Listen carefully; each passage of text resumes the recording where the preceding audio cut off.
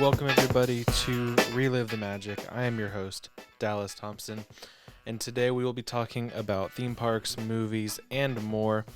But before we get into that, I want to invite you to check out our social media platforms. We're on Twitter, Facebook, Instagram. All of those you can find by just searching Relive the Magic. And as we head into the summer, there's going to be a lot more movie reviews, theme park reviews, and more. So you'll want to follow along for all of that. And today we're going to talk about several things that are actually very different from each other. We're going to start with a movie review of a movie that came out a few weeks ago from Disney. One that honestly, to me, wasn't super exciting, wasn't on my radar for exciting films coming up. And basically, I left this film very surprised, and for many people, that was the case with their experience with this film as well. The film I'm talking about is, of course, Cruella. Cruella stars Emma Stone. It is based on the popular 101 Dalmatians villain, Cruella de Vil. And when they announced this film, there really wasn't that much excitement for it. There wasn't a whole ton of, it didn't make a whole lot of sense why they would make a Cruella de Vil film. But as time went on, the trailer started to come out, and it didn't look bad, but it didn't look like something amazing either. So many people just really weren't sure what to make of it. And so I figured I'd go see it in theaters because, A, theaters have been closed for a long time, and this is the first big Disney release to go to theaters in a long, long time. And I went a couple weeks ago on opening day, actually, and I checked it out, and I actually really liked it a lot. It was honestly one of my favorite sorry, I had to adjust something. One of my favorite Disney films I've seen in a long time. One of my favorite films I've seen in a long time. And that's because, to me, some of the best films are when you take a concept and just completely subvert expectations with it. Cruella is known for being a dog hater or whatever, but what really was explored in this film was her fashion sense and just the tragedies that led her to be who she is that we know in the 101 Dalmatians films. And honestly, this film just feels like it was a film about a different character, but they slapped the Cruella de Vil title on it just for IP recognition and for just for that. So really, it could have been called something else. Could have been about someone else, because in the end, spoiler alert, I guess, she doesn't hate puppies. She doesn't skin them to make her clothes. There's like a reference in there to why people might think that, but in reality, that's not what actually happens. And I really enjoyed the film. But what I'm excited to talk about today is that they've announced a Cruella 2. Cruella 2, there's no set date yet. However, the director and the writer of the original film, of course, Emma Stone, will be reprising her role as Cruella de Vil. And that was, honestly, her performance was probably the best part of the whole film. The visuals of the film were incredible, but of course this film had nearly a $200 million budget, so the effects were top-notch, the cinematography, the acting, just everything about the film was awesome. There was one thing I don't know if I really agreed with, was the advertising. As it got closer to the film coming out, they were like, come see the big twist. Which, if you advertise a big twist, people are looking out for the big twist, and when it comes, it just is kind of meh. I would have rather they left that a secret, because I saw it and I was like, oh, okay, there'll be a big twist. There are several twists in this film. None, I would say, are insanely unpredictable or earth-shattering. So I think they would have been better off probably just leaving it as a surprise. Now, this film is one of the first, I believe, to be under the Disney Premier Access banner, but also go to theaters. I guess Raya and the Last Dragon did that, but no one really went to see that. So this film has done better than Raya and the Last Dragon, it seems, in both mediums, in Premier Access and in theaters. Obviously, I guess if they've already announced a sequel, it must be doing better. But this film exceeded every expectation I had for it, and I didn't have many expectations for it. And in fact, I actually, when I got home from the theater, I went ahead and purchased it on Premier Access so I could watch it in any time. And I'm actually going to sit down probably tomorrow and watch it again with some of my family because they haven't seen it yet. But the general consensus seems to be you say, "Oh, Cruella, I watched Cruella. It was good." People are like, "Really? Was it good?" Because people didn't expect it to be good. People didn't see the point of this film coming out. And I think this film will not make back its budget. It won't make nearly its budget back. But I think the reason they're going to go with Cruella 2 is because there's been strong word of mouth. And I think it's kind of similar to Into the Spider-Verse in a way, because if you look at Into the Spider-Verse, that film is now a beloved film. It's a film that everyone talks about a lot, and everyone's so excited for the second one. However, when it came out, it didn't make that much money in theaters, and that is because everyone was like, "Oh, it's an animated movie," and traditionally the Marvel and DC animated stuff isn't great. Um, and so, basically, what I have to say about Cruella is that it was a pleasant surprise. It was a great time at the theater, and it was great to get back to the theater to see that film. But I want to know what you guys thought all about it. So if you did go and see it, then please let us know in the comments section or in the live chat. Actually, I don't think this is actually live streaming because I set it to live stream and it's not, but it is recording, so I'll just post it after the fact. Um, and another film I actually want to talk about. I wasn't planning to talk about this today, but it just kind of worked out that way. Last night I went to an advanced screening of a film coming out that uh, has gotten a lot of promotion, but it's also really, honestly, it's not gotten that much promotion. It's really, it's really a great film. Comes out this Thursday, or this comes out this Friday, and it's called In the Heights. In the Heights is, of course, a popular musical, and Warner Brothers, I believe is Warner Brothers. Yeah, Warner Brothers adapted it for the big screen, which seems to be a current trend going on these days with musicals like Hamilton. Hamilton got the Disney Plus treatment. However, I believe Hamilton is about to get an actual film, from what I hear. Wicked's gonna get a film, and so In the Heights is a fairly popular musical, and so Warner Bros. Is making it. And I went to see it just last night, and I didn't know what to expect. I knew nothing about the musical. I knew nothing about the story. And I'll be honest, the first little bit of the film, I was like, okay, is this really? I knew how long the film was. I knew it was 2.5 hours. I was like, is this really going to go on for 2.5 hours? I don't mind musicals, but it depends on the. Sometimes I like them, sometimes I don't. However, this one was really good. Like, I don't know.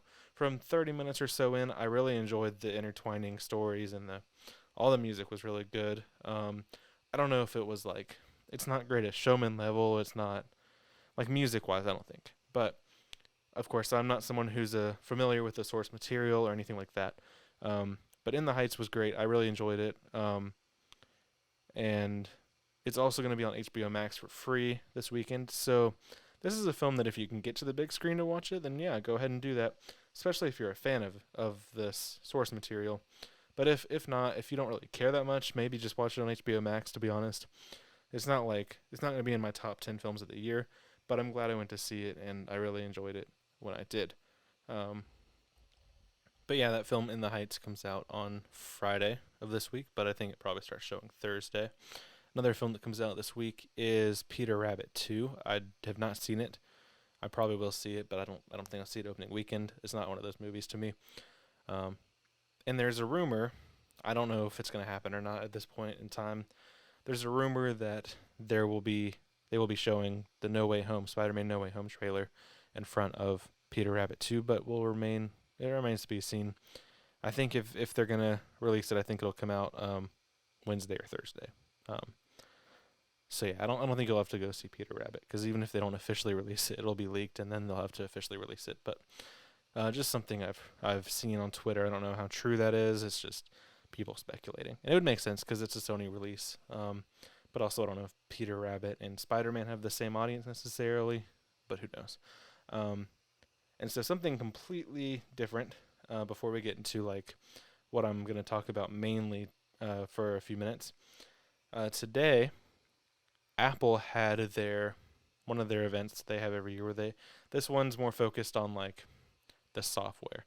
It's more focused on what they're developing for the iOS and for the Mac operating systems, for the iPhones, iPads, the Macs.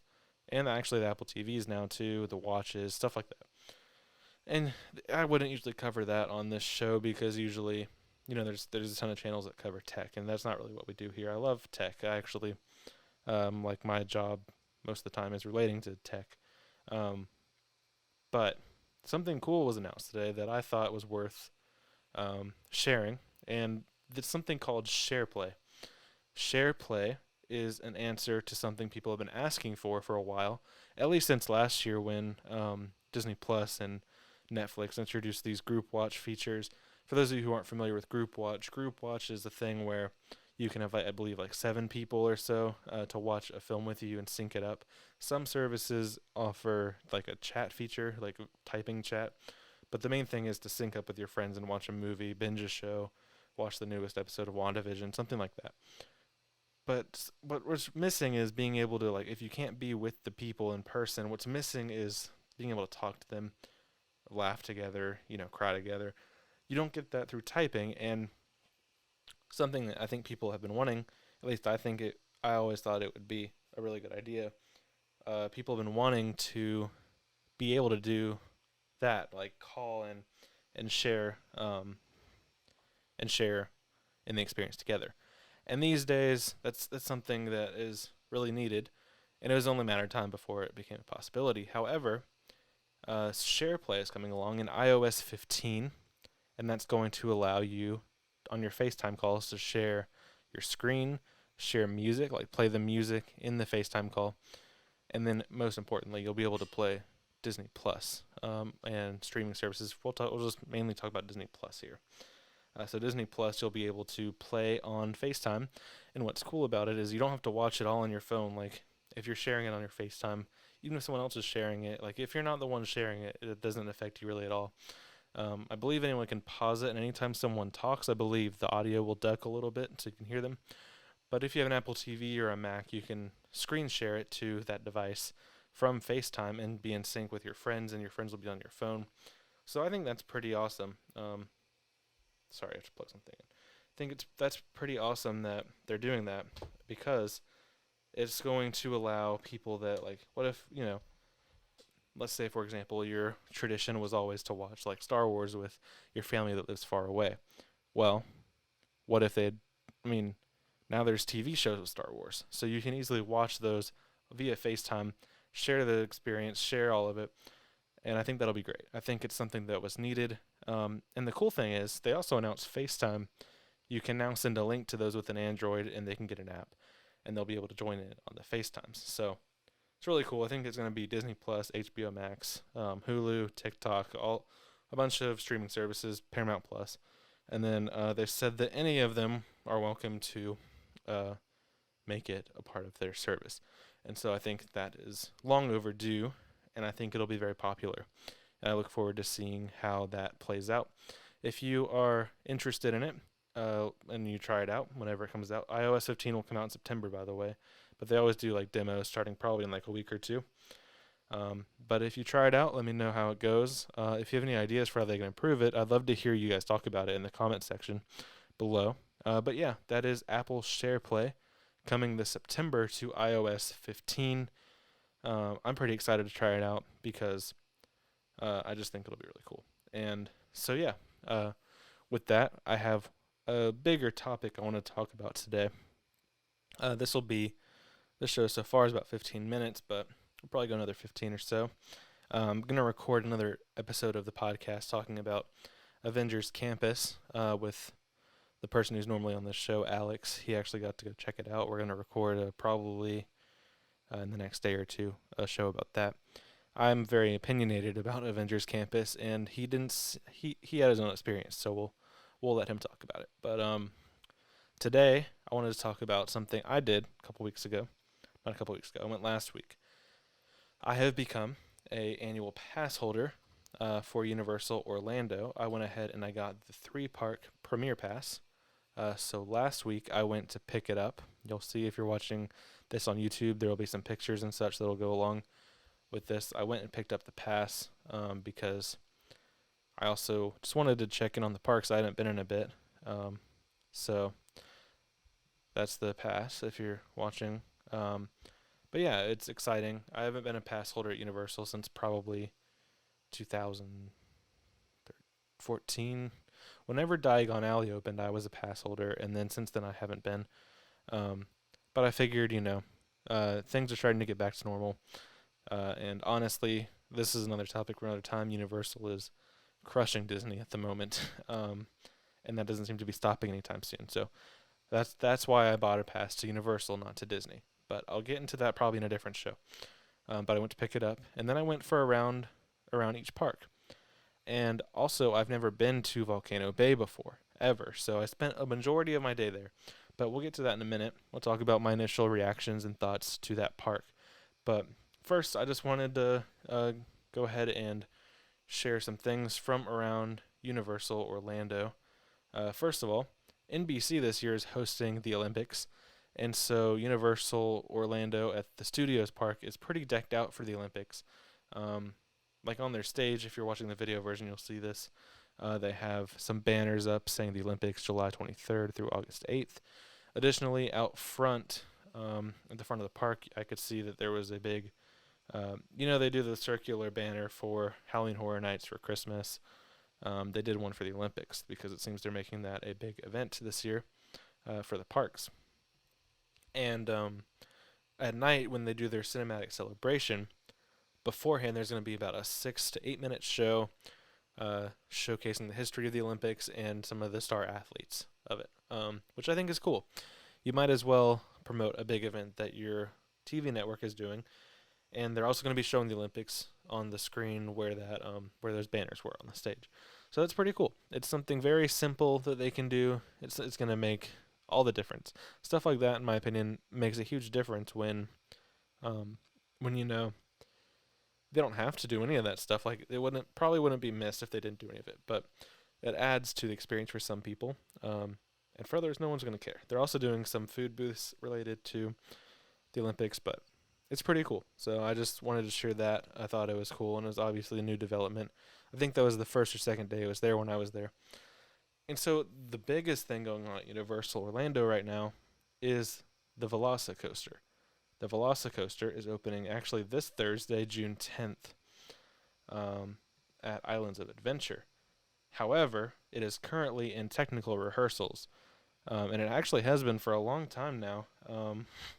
It's actually been in technical rehearsals for quite a while, and the reactions to it have been incredible. Like, everyone seems to love it. Everyone seems to think it's insanely fun. I didn't go on it that day. Mainly because the test seat I did not fit in, so I will be hopefully being able to go on it soon.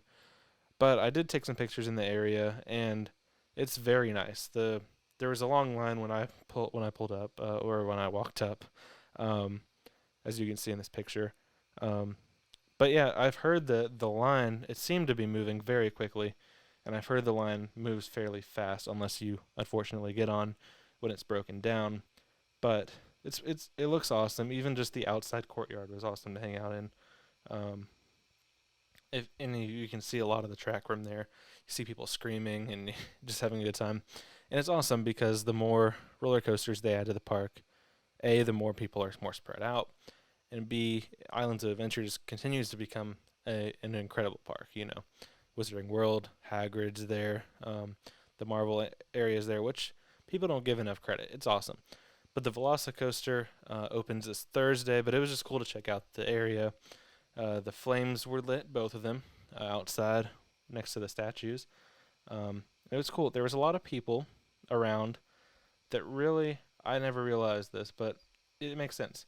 In our little circle of the theme park fandom, we all know exactly what a soft opening is. We know that the opening date's usually not the actual opening day. We know that typically there's a preview. And so the amount of people I walked by that saw the little sign out front that said opening June 10th and were arguing, they're like, oh, let's go over there because there's a bunch of people online. And then I would hear someone be like, no, we can't. It's not open. We can't go. It's interesting. And I know Universal, I know it defeats the purpose to really explain to people, oh, it's open. I know that defeats the purpose. But I think there was a lot of confusion, and that's not a horrible thing. Maybe that's why the lines are so short. But it was interesting, and I think Thursday, June 10th, it'll be very interesting to see like what is the crowd like because it's been open for over a month now almost, um, on a daily basis, and a lot of people have ridden it already. Um, and I'm excited to ride it, but I'm excited to see how it does because it's awesome, and hopefully it gets the success it deserves. And in celebration of it, over at the Studios Park, Jurassic World now has a tribute store. The tribute stores are something they do. They change it out seasonally. Last year I checked out the one at Christmas time, um, and it was awesome. They really theme these out incredibly well, uh, especially considering there's just gift shops. That's really what they are. But this one, of course, is in honor of the Velocicoaster. So when you go in, the first room is themed to the Velocicoaster. That's where you'll find merchandise with the actual Velocicoaster name. I got an annual pass holder shirt. I don't think I have it in here right now, but I got an annual pass holder shirt. They have grand opening merchandise, pins, hats, shirts, masks, I believe. And then and then throughout the store you'll find more merchandise, like even more that they made specifically for the ride, like the Mr. DNA stuff, which is one thing I picked up as well. But it was cool. Like as you went through, there was a lot of cool props and cool set pieces to play around with and just look at. There was some stuff from the original films. There were some posters at the end of some of the real attractions and some attractions that are just in the films. There was a statue at the end. There was some food items you could buy and try. But it seemed to be pretty popular when I was in there. Like there was a good amount of people in there. There was a good amount of people actually buying stuff, which I'm sure they like.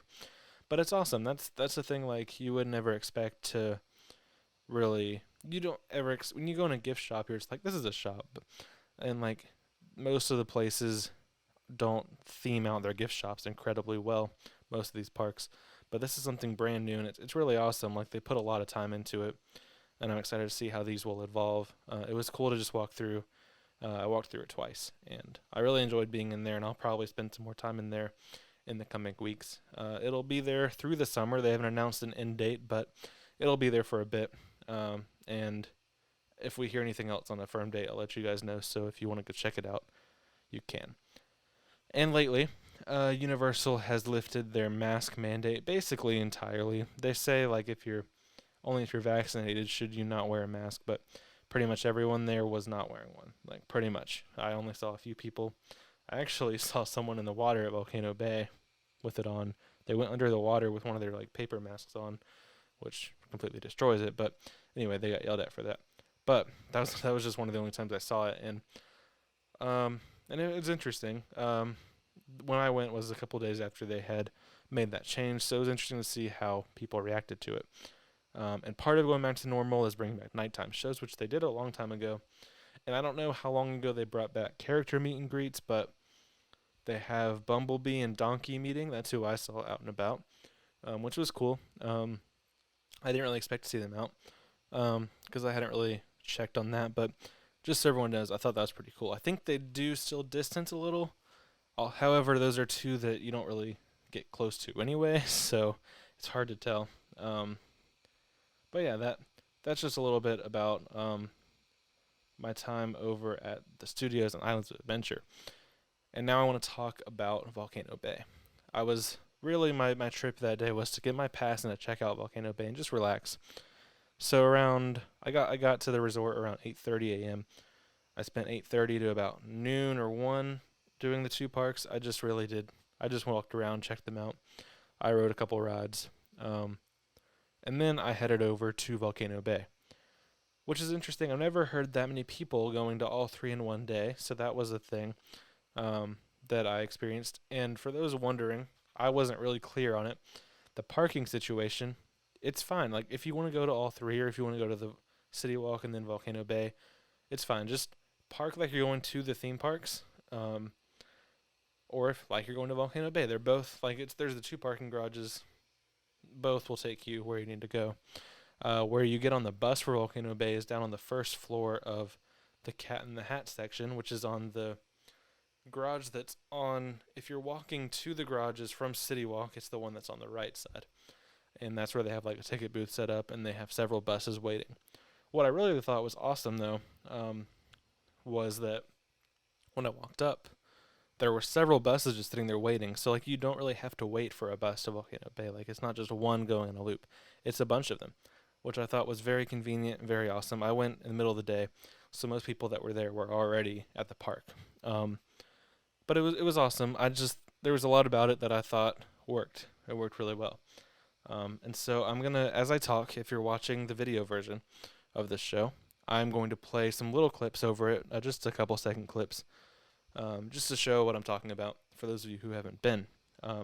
If you're listening to it, you'll still get a sense for what I'm talking about. So, first up, you go to the Volcano Bay bus and the garages. They're very nice looking buses. They're themed. Even the tires have the little green things to match the branding, which I thought was pretty nice. So you get on the bus.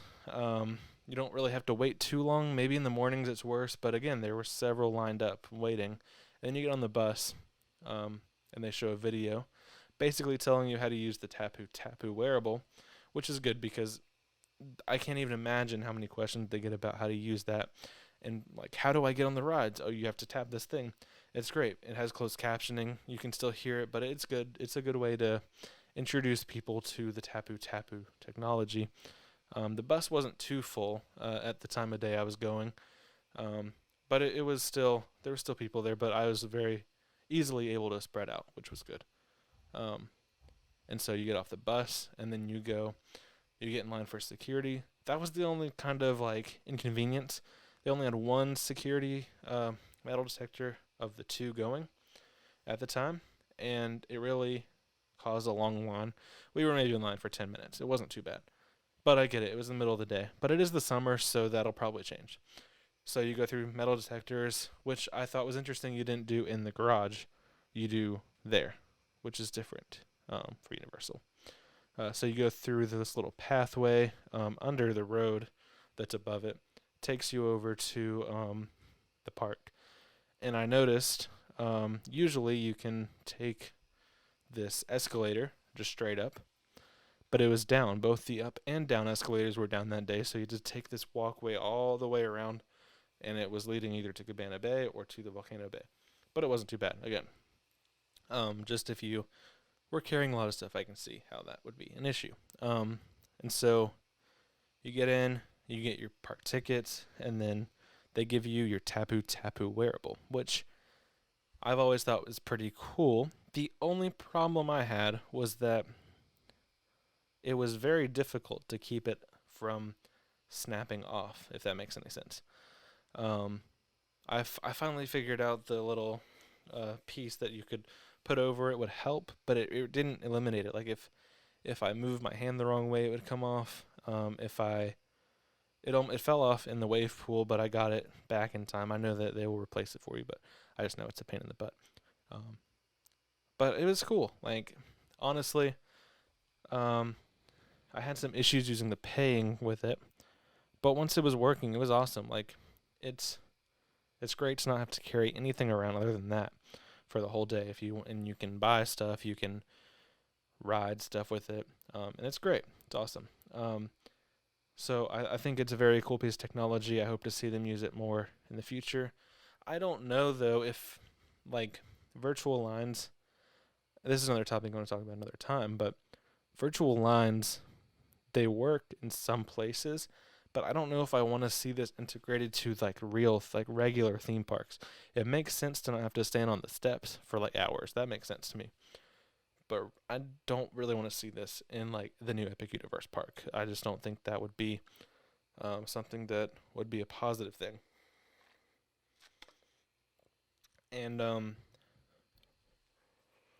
And it was great because while I was in virtual line with the Tapu Tapu, I got to ride, or I got to explore the park. Sorry, I was distracted. I tapped in, I got my locker, and then I went and tapped into the Krakatoa Aqua Coaster. And that had a 180-minute wait, which is a long time, but I was fine with it. I'd never been to the park, so I used that time. I went and I got food. And one thing I've heard recently about like Universal is that their food service has not been the best lately, like in terms of how long it takes, which I understand. I mean, people aren't wanting to work right now. They've gone back to mostly, I think, full capacity, and it's summer. But I mobile ordered and it was ready in a few minutes, and it was very easy. So Volcano Bay, good job. It was peak lunchtime too. It was like 1 p.m. at 1:30. It wasn't like I was eating at like 3. But I got it in just a couple minutes. Used my freestyle cup, got a drink. I ate for about 20 minutes or so, and then I went and explored the rivers, the Crazy River, the Fearless River is what it's called. I did that, a couple laps of that, and that was really fun. And even though it was a little crowded, there was still enough space, which was really cool. And then I went and I did the Winding River, which is the slower one with the inner tubes. And that one felt a little packed. Like I had kids running into me a bunch, and that was fine. I didn't care, but it was cool. I thought both were fun. And I did a solo trip, and I could see this whole time how it'd be so much more fun to go with like friends or family. So keep that in mind. But it was still a good time. Then I headed over. I still had about an hour left, and so I headed to the wave pool, which mainly for the views and just to hang out in the pool.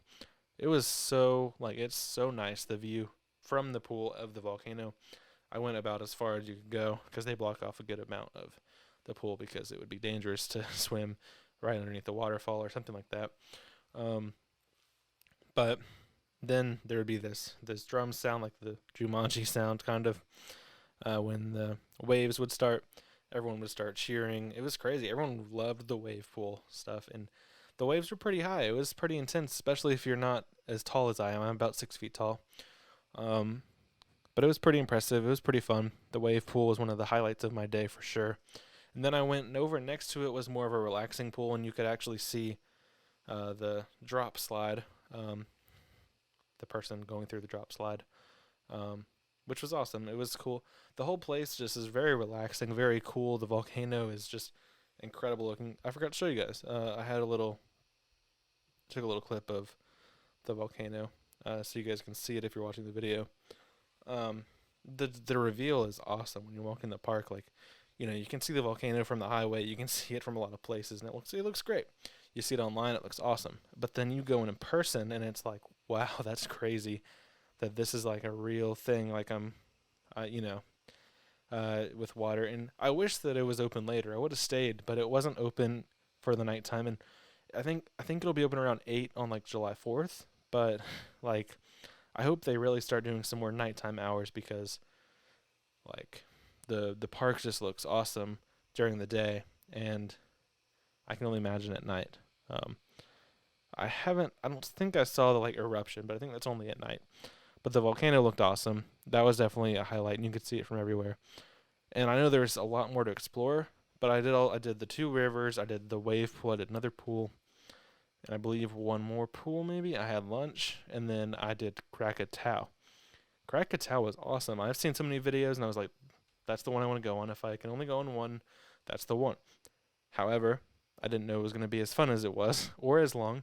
It went on for a long time, and it was worth the wait for sure.